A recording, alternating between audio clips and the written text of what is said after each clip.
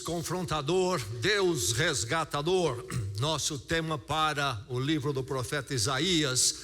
E vamos continuar sendo abençoados por este maravilhoso livro nesta manhã. Hoje, no capítulo 43, vamos ser edificados através do verso 1 até o verso 7. Isaías 43, 1 a 7 é a porção da palavra de Deus para nós nesta manhã. E antes vamos recordar o verso em Isaías que escolhemos como um verso chave. Busquem o Senhor enquanto é possível achá-lo, clamem por ele enquanto está perto. Isaías 55, 6. Vamos dizê-lo juntos? Busquem o Senhor enquanto é possível achá-lo, clamem por ele enquanto está perto. Nosso texto está no capítulo 43, mas vamos ler alguns versos anteriores no capítulo 42 para situarmos os versos, melhor situarmos os versos que vamos focar nesta manhã. Capítulo 42, nós temos a seguinte situação: o profeta Isaías não vive no tempo quando Israel foi derrotado pelo império da Babilônia e levado para o exílio, mas ele anteveu, ele profetizou inclusive a mensagem de restauração que haveria de vir ao povo exilado. E o que nós temos aqui no capítulo 42 é Deus, através do profeta Isaías, tratando o coração do povo de Israel no exílio. E lá está o povo então derrotado, com um coração errado, porque a derrota, a ação da Babilônia sobre Israel foi uma obra punitiva de Deus, corretiva para o seu povo. Israel não entende nada disso. Então, o que nós temos nesses versos do capítulo 42 é o povo de Deus, que não enxergam os seus erros, as suas culpas, ponderam que os deuses da Babilônia eram mais fortes, por isso que eles foram derrotados, mais forte até do que Yahvé, o Senhor, o seu Deus. Eles não entendem também que o exílio é uma ação do Senhor, corrigindo-os. Eles pensam que é uma ação da Babilônia, é o poder da Babilônia que prevaleceu. E não entendem que antes de tudo foi a ação de Deus, Deus permitindo que a Babilônia os corrigissem. E eles descreem em qualquer possibilidade de redenção, pensam em si mesmos como liquidados, acabados. Enfim, aí está Israel, que também é chamado de servo do Senhor no livro de Isaías, mas um servo fracassado.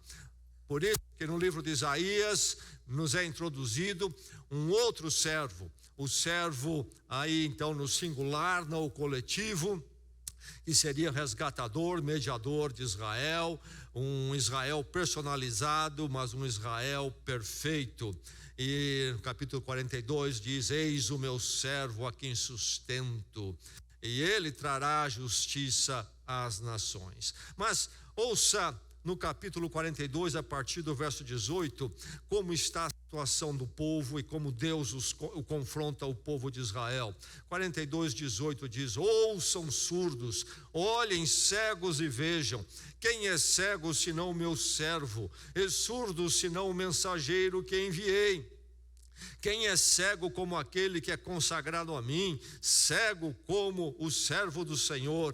Você viu muitas coisas, mas não deu nenhuma atenção. Seus ouvidos estão abertos, mas você não ouve nada. Foi do agrado do Senhor, por amor de sua retidão, tornar grande e gloriosa a sua lei. Mas este povo é um povo saqueado e roubado. Foi apanhado em cavernas, escondido em prisões. Tornou-se presa, sem ninguém para resgatá-lo. Tornou-se despojo, sem que ninguém o reclamasse, dizendo: devolvam. Qual de vocês escutará isso ou prestará muita atenção no tempo vindouro? Quem entregou Jacó para tornar-se despojo, e Israel aos saqueadores? Mas não foi o Senhor contra quem temos pecado? pois eles não quiseram seguir os seus caminhos, não obedeceram à sua lei, de modo que ele lançou sobre eles o seu furor, a violência da guerra. Ele os envolveu em chamas, contudo nada aprenderam. Isso os consumiu e ainda assim não o levaram a sério.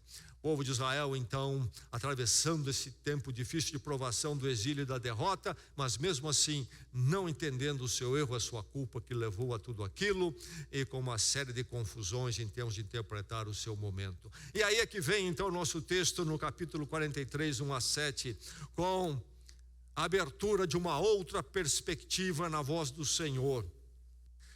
Isaías 43, 1-7, a palavra do Senhor para o seu coração, e que agora então cada mente e coração se abra para a palavra neste momento. Mas agora, assim diz o Senhor, aquele que o criou, ó Jacó, aquele que formou, ó Israel, não tema, pois eu o resgatei. Eu o chamei pelo nome, você é meu. Quando você atravessar as águas, eu estarei com você. Quando você atravessar os rios, eles não o encobrirão. Quando você andar através do fogo, não se queimará, as chamas não o deixarão em brasas. Pois eu sou o Senhor, o seu Deus, o Santo de Israel, o seu Salvador. Dou o Egito como resgate para livrá-lo, a Etiópia e Sebá em troca de você, visto que você é precioso e honrado à minha vista, e porque eu o amo, darei homens em seu lugar e nações em troca de sua vida. Não tenha medo, pois eu estou com você. Do Oriente trarei seus filhos, e do Ocidente ajuntarei você. Direi ao Norte, entregue-os, e ao Sul, não os retenha. De longe tragam os meus filhos, e dos confins da terra as minhas filhas. Todo o que é chamado pelo meu nome, a quem criei para minha glória, a quem formei e fiz. Verso 2 diz: quando você atravessar as águas, eu estarei com você. Quando você atravessar os rios, eles não o encobrirão. Quando você andar através do fogo, não se queimará, as chamas não o deixarão em brasas. O verso 3: pois eu sou o Senhor, o seu Deus, o Santo de Israel, o seu Salvador. Verso 5: não tenha medo, pois eu estou com você. Diz o verso 6: de longe tragam os meus filhos, e dos confins da terra as minhas filhas. Todo o que é chamado pelo meu nome, a quem criei para minha glória, e quem formei e fiz. Palavra do Senhor. Nossa velha conhecida provação, tribulação. Alguém aqui nesta manhã atravessando a provação, um tempo de tribulação, esta palavra do Senhor aqui nesta manhã é para você. Alguém aqui que já passou por tribulação e provação, certamente que sim, a palavra é para você. Na verdade, a palavra desta manhã é para todos nós, porque já passamos ou estamos passando e certamente veremos de passar por tempos de provação e tribulação. Aqui nós temos o povo de Israel, então, nesta hora difícil de tribulação e provação, derrotado e exilado, e totalmente confusos, não aprendendo a lição que tinham que aprender, e a situação então é desesperançosa. Porém, quando nós lemos o verso 1 do capítulo 43, o texto é introduzido com essas duas palavras: mas agora, isto é, há algo diferente. Vem agora uma palavra que mostra um outro templo, uma outra dimensão, uma outra visão. Mas agora, então, Deus diz que haverá de fazer daqui para frente algo diferente com eles. E mais, o texto diz a eles: não tema. 2 vezes aqui nós temos este mandamento no negativo: não tema. Não tema no verso 1, pois eu o resgatei. Não tema no verso 5, porque eu estou com você. Não tema, não tema. No meio da tribulação, da provação, e na condição de um coração ainda confuso e inclusive ainda impenitente, não arrependido, este povo ouve essa palavra maravilhosa do seu Deus. Apesar de tudo isto, não tema, não tema, eu resgatei, eu estou com você.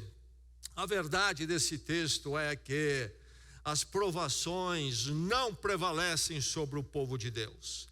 As tribulações não vão prevalecer sobre o plano de Deus para a vida do seu povo, para a sua vida. As provações são ultrapassadas. Eis a verdade deste texto, e que esta verdade possa ficar raízes no seu coração. E quando você atravessa este mundo, às vezes, quem sabe numa planície maravilhosa, mas tantas vezes num vale profundo, que essa palavra esteja em seu coração. Saiba que as provações, meu irmão, minha irmã, serão ultrapassadas. É isso que Deus diz ao seu povo, e esta verdade continua sendo dada ao povo de Deus através da palavra de Deus, e no Novo Testamento, em Jesus Cristo, através dos apóstolos, a mesma palavra é dada à sua igreja. Saiba que suas provações serão ultrapassadas. Como que você deve atravessar a sua provação? Quando o tempo de tribulação chega, como você deve se ver dentro dela? Meu irmão, minha irmã, atravesse-as como um escolhido, como um escolhido. A verdade é que as provações e então tribulações são factuais. Elas devem ser esperadas por nós. Não fique surpreso quando elas vierem. Deus diz aqui: quando você atravessar as águas, os rios, quando você andar através do fogo, Deus diz isso no verso 2, veja aí o quando. Nele não diz, olha, se acontecer, mas quando. A verdade é que a vida do povo de Deus, da igreja, do discípulo de Cristo neste mundo, enquanto esta ordem perdurar, é um lugar onde haveremos de atravessar provações, tribulações. Até o Senhor Jesus Cristo as enfrentou. Não é verdade? Inclusive a mais terrível de todas, que foi a morte na cruz. Então isso é factual. Algumas provações vêm à nossa vida como corretivas, como no caso do povo aqui de Israel. O povo de Israel se afastou de Deus por séculos. Os profetas advertiram. E o profeta Isaías adverte, e finalmente no futuro ele já vê, de forma visionária, ele vê esse povo derrotado, exilado na Babilônia. Por quê? Porque eles falharam. Muitas vezes, povo de Deus, você crente em Cristo Jesus Cristo, enfrenta na sua vida um tempo de tribulação, de provação, por causa do seu erro. Você trouxe sobre você isto, consequências do seu erro. Não pense que você vai ficar impune. Não. Deus ama aos seus filhos ao ponto de corrigi-los. Mas também o crente em Jesus Cristo, discípulo de Cristo, povo de Deus, pode enfrentar provações injustas. Nós vivemos num mundo maligno, e onde o maligno atua, há uma desordem desde que o pecado e o mal adentrou a esta realidade, e mais, há um mover nesta realidade que é contrária aos filhos de Deus, à igreja de Jesus Cristo. E por isso nós ainda neste mundo estamos sujeitos a tempos e contratempos difíceis, não necessariamente resultado do nosso erro, Provações, então, corretivas ou injustas vêm sobre nós. Elas devem ser esperadas. Quando você atravessar as águas e os rios, quando você atravessar o fogo, então essas situações devem ser esperadas e aguardadas. Mas elas sempre serão usadas pelo Senhor para fortalecer o seu povo. A palavra que as Escrituras usam muitas vezes no Novo Testamento é a palavra traduzida por provação, isto é, provar, isto é, passar pelo fogo. E a ideia é a do metal colocado num forno com calor suficiente para derretê-lo. Esta é a figura. Quando se quer purificar um metal, e cada metal pede uma temperatura diferente para que ele venha a se derreter. Quando ele derrete, as impurezas se separam do metal puro, e aí então é possível se recolher o metal puro, então sem contaminação. As provações, as tribulações fazem isto com a nossa fé e o nosso andar com Deus, nos sacodem, mesmo aquelas que são injustas, acabam nos tornando melhores no nosso andar com Deus. Elas nos abençoam, purificam e fortalecem o nosso caminhar. Enfim, elas são factuais, devem ser aguardadas e esperadas. Mas como então haveremos de atravessá-las? Como escolhidos. Mas agora, diz o Senhor, aquele que o criou, ó Jacó, aquele que o formou, ó Israel, não tenha medo, pois eu o resgatei, eu o chamei pelo nome, você é meu. Aqui Deus, na voz do profeta, se dirige ao povo de Israel e usa um dos nomes que identifica aquele povo, Jacó. Chama o povo de Jacó. 3 patriarcas, não é? Principais: Abraão, primeiro, que Deus chamou para formar Israel, depois o filho dele, Isaac, depois o filho de Isaac, Jacó. Mas Jacó foi que tipo de patriarca? Foi alguém fracassado, falho e até terrível. Errou tantas vezes. E agora, quando Deus se dirige ao povo no exílio, escolhe chamá-lo de Jacó, porque o povo de Israel foi um povo, um servo, como Jacó, fracassou, falhou, por isso está no exílio. Mas é para este povo, chamado de Jacó, vivendo uma experiência de Jacó, que Deus diz: não tema, pois eu resgatei, eu o chamei pelo nome, você é meu, você é meu.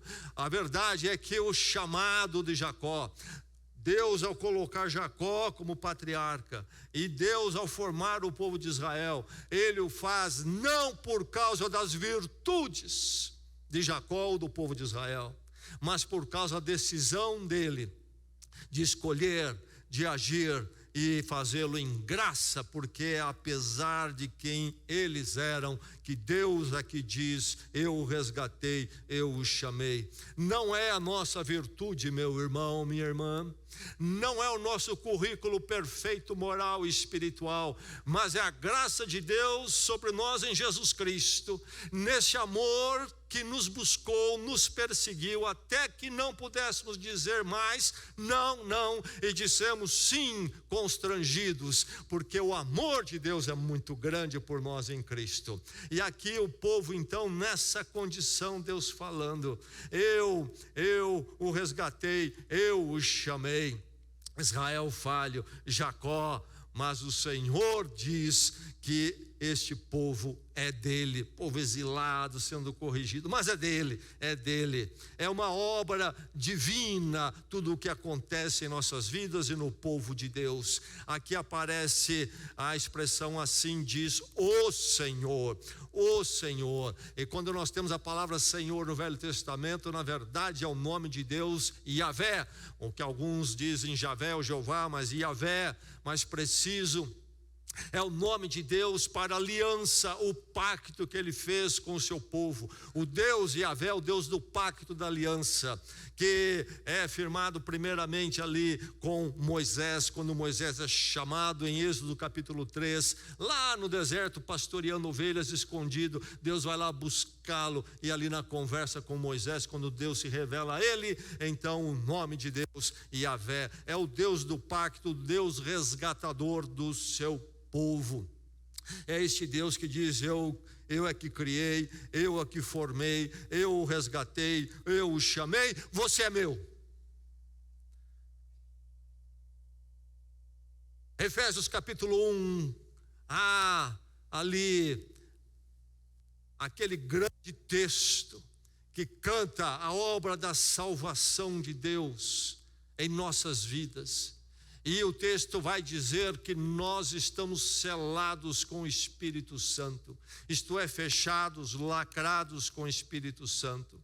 E nós lemos em Romanos capítulo 8, o apóstolo Paulo, naquele capítulo, depois de levantar perguntas tremendas, ele tem esta seguinte colocação, na forma de uma pergunta retórica, portanto, na verdade, afirmando algo: quem nos separará do amor de Deus em Cristo? Quem nos separará? Ninguém, nada. Ele diz: nem potestades, nem morte, nem coisas do presente, nem coisas do porvir, nada, nada. Quando você atravessar, meu irmão, quando você atravessar a provação, lembre-se, elas serão ultrapassadas. Você é um escolhido. Você é escolhido pela graça de Deus, é em Cristo Jesus. E ele diz: você é meu. Isto é, ninguém vai tirá-lo do Senhor. Haverei eu de atravessar os tempos difíceis e a provação? Certamente que sim. Haverei de atravessar todas elas. É verdade que o texto aqui fala de fogo e água.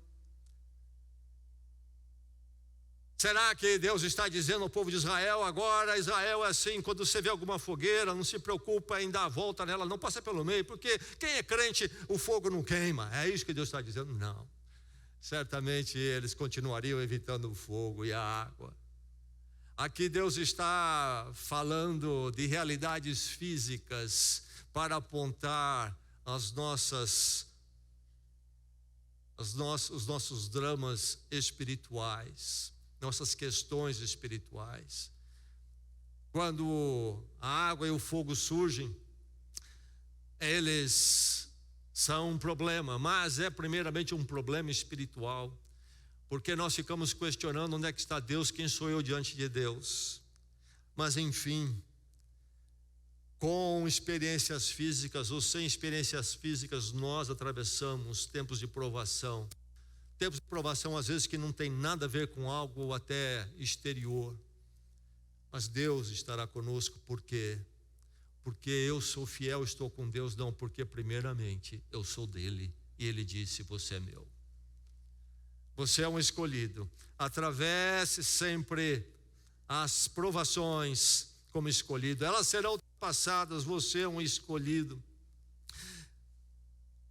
Qual é a base de tudo isto? No que é que eu posso confiar para tudo isto? Nós temos aqui nesse texto, mais uma vez, a revelação do Deus do pacto. Nosso Deus é um Deus pactual. Considere as provações diante do pacto. Quando você olhar a provação, coloque-as diante do pacto. Não olhe as provações de forma isoladas. Coloque-as diante do pacto. Nosso Deus é um Deus aliancista. Diz aqui o verso 3: pois eu sou o Senhor, o seu Deus, o Santo de Israel, o seu Salvador. Mais uma vez a palavra Senhor aqui, Yahvé, o Deus do pacto. É isso que Deus está dizendo ao seu povo ali. Eu estou pactuado com vocês, eu pactuei com vocês, eu sou Yahvé, eu sou o Senhor, não se esqueçam disto. E por isso eu sou o proprietário, você é meu nesta aliança, eu sou o seu Deus, o seu Deus. Isso está fechado. e sou o santo de Israel. Isto é, diante de toda a falha do povo, vocês têm o Deus santo pactuado, isto é, o Deus que fala diferente de vocês fracassados, o Deus que age diferente de vocês fracassados, o Deus que fala e age infalivelmente, santo, fala de forma perfeita, e é esse Deus então que pactuou com eles. Por isso que apesar de tudo, apesar do povo, apesar das suas misérias espirituais, Deus tem a palavra de esperança para ele. Meu irmão, nunca se esqueça que Deus está aliançado com você. Lucas capítulo 22, vamos ouvir o texto todo nessa semana na ceia do Senhor. Mas o que é que diz Jesus Cristo no verso 20 lá? Este cálice é a nova aliança no meu sangue derramado em favor de vocês. Você ouviu? Este cálice é a nova aliança no meu sangue. Não nas suas virtudes, não nos seus méritos, mas no meu sangue. Você está aliançado comigo por causa da minha ação, a minha escolha, a minha graça sobre você em Jesus Cristo. Você então, meu irmão, está nesse pacto, nessa aliança. Esse Deus aliancista, por isso um Deus sempre resgatador. Sempre resgatador, do Egito como resgate para livrá-lo, Etiópia e Sebá em troca de você, diz o verso 3. E aqui então Isaías faz-os lembrar do tempo do Egito, no Êxodo, livro do Êxodo, quando eles foram resgatados do Egito, e Deus deu realmente o Egito por resgate. Deus chegou ao ponto de matar todo o primogênito de cada casa no Egito para que Faraó finalmente cedesse. Eu dou o Egito como resgate para livrá-los. E mais, ele chega ao ponto de dizer: dou homens por vocês para resgatá-los. E a expressão mais tremenda dessa ação de Deus de dar algo em nosso resgate está em Jesus, o servo sofredor. Eis o meu servo escolhido, que vai ser apontado no capítulo 53 de Isaías de forma mais clara como o servo designado, sim, mas o servo também sofredor. Isaías 53:5 diz: mas ele foi traspassado por causa das nossas transgressões, foi esmagado por causa de nossas iniquidades. É o Deus resgatador que faz o que for necessário para resgatar o seu povo. E ele chegou ao ponto de ir à cruz em Cristo Jesus para resgatar a mim e a você do poder das trevas e nos colocar de forma pactual no seu reino da luz para todo sempre. Não se esqueça, considere a sua tribulação diante do pacto. Saiba que as provações serão sempre ultrapassadas. Este é um Deus que faz tudo isso por quê? Esse Deus aliancista, resgatador, faz isso por quê? Qual a explicação? A explicação foge à nossa melhor imaginação. Vai morrer no seguinte fato: ele faz simplesmente porque ele é um Deus de amor. Visto que você é precioso e honrado à minha vista, um povo no exílio, lá por causa da correção que ele envia, um povo rebelde, é este povo que ouve dele no exílio. Ah, você é precioso e honrado à minha vista. Como? Ele conclui: porque eu o amo. Simplesmente isso. É aí, meu irmão, que termina a questão. Depois de você vasculhar seus méritos, virtudes, você há de chegar no fato único que pode explicar a seu resgate, a sua salvação. Foi o amor de Deus, um amor que moveu a graça imerecida. É essa a sua condição. Considere a sua tribulação, a sua provação diante do pacto. Por isso, elas serão ultrapassadas. E mais, diante de tudo isso, quando você ver a tribulação, a provação chegar à sua vida, dimensione-as com limitação. Nunca dimensione a provação como absoluta, como aquela que tem toda a soberania sobre a sua vida. O povo de Israel estava pensando assim, sentindo assim lá no exílio. Capítulo 42 revela isto, texto anterior a este que estamos focando. Mas a verdade é que Deus revela que a aprovação tem limitação. Quando você atravessar as águas, eu estarei com você. Quando você atravessar os rios, eles não o encobrirão. Quando você andar através do fogo, não se queimará. As chamas não o deixarão em brasas. Veja a expressão, eu estarei com você. Eu estarei com você. A provação chegou, a tribulação chegou, então também deve ter eliminado o Deus da minha vida. Não, meu irmão. Deus está na fornalha com você. Deus está na fornalha com você. Por isso, você vai atravessar. A fornalha, o tempo de provação, não é maior do que o seu Deus, não pode afastá-lo da sua vida, não pode tirar o sustento e o cuidado do seu coração enquanto você atravessa tempos difíceis. Os males da provação são restritos. Deus, o seu Deus, pactuado com você, é que tem a soberania.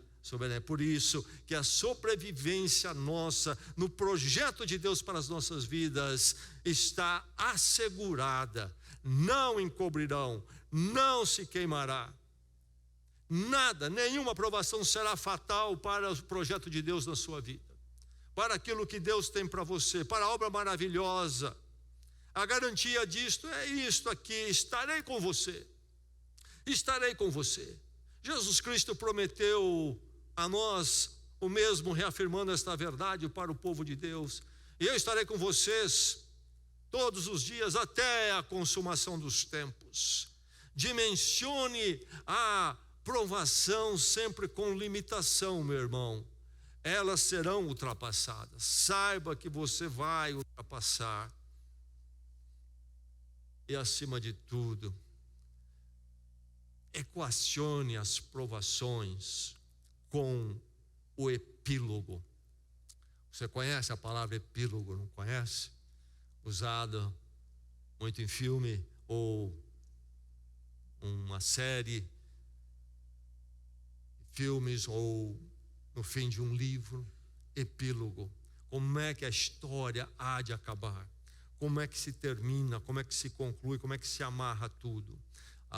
O grande resgate, eis o epílogo, um grande resgate. Do Oriente trarei seus filhos, e do Ocidente ajuntarei você. Direi ao norte, entregue-os, e ao sul não os retenham. Tragam dos confins da terra. Isaías vê a obra de Deus no servo sofredor Jesus Cristo, num bloco só, os dois tempos. A vinda de Jesus Cristo como servo sofredor, mas o plano de Deus em Jesus Cristo, que vai dar na consumação dos tempos. E então, finalmente, o reino de Deus, um reino de um povo resgatado, vivendo debaixo da sua vontade, para a sua glória para sempre. E Deus então fala aqui do grande resgate, que é este grande ajuntamento para o qual você foi chamado. Você vai estar lá. Lembre-se do epílogo: ao atravessar a provação, o fogo e as águas, lembre que o Senhor está com você, e por isso você vai estar lá.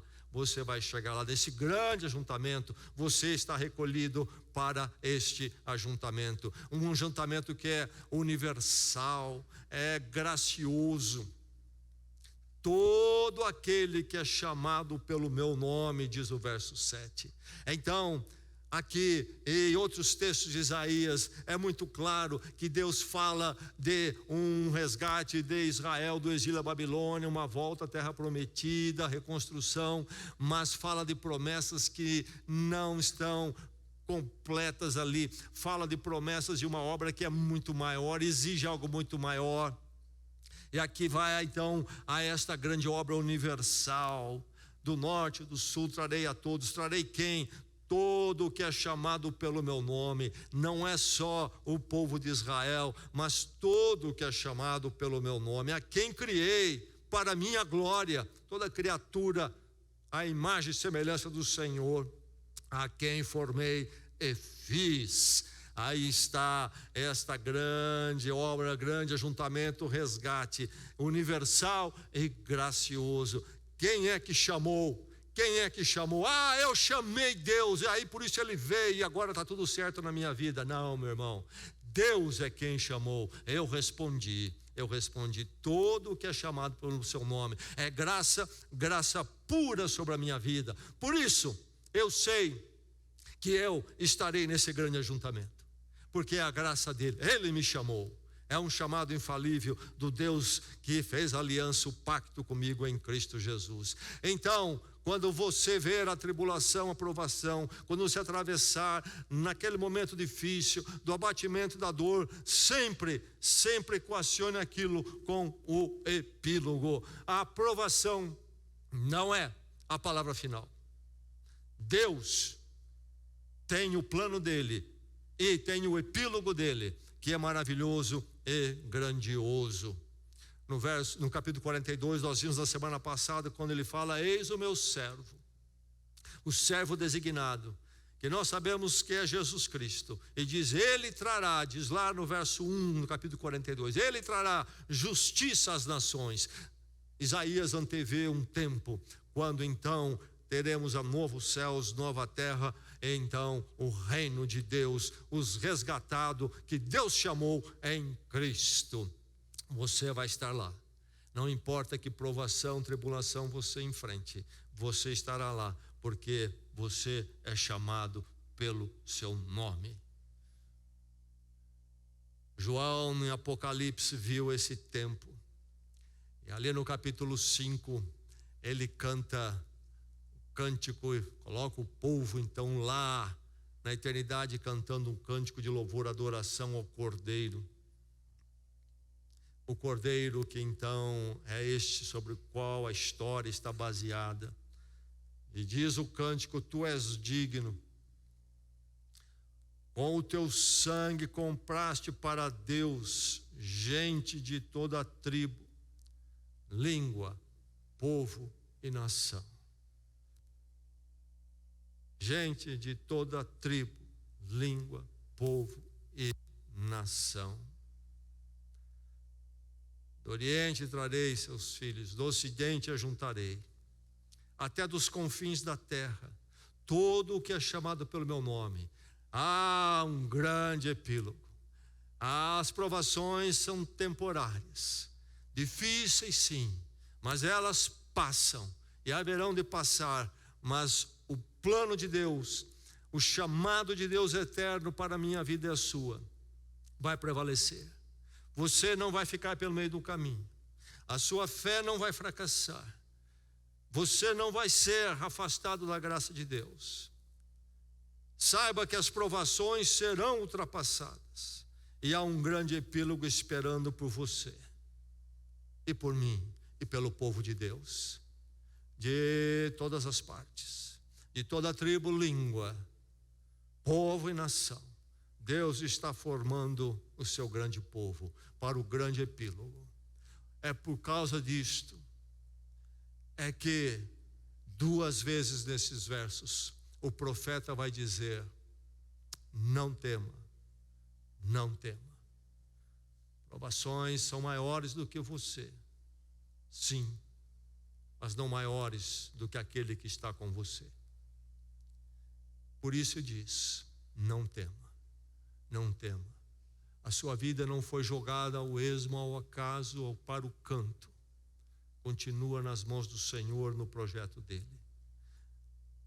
Tribulações são factuais, provações podem ser esperadas neste mundo.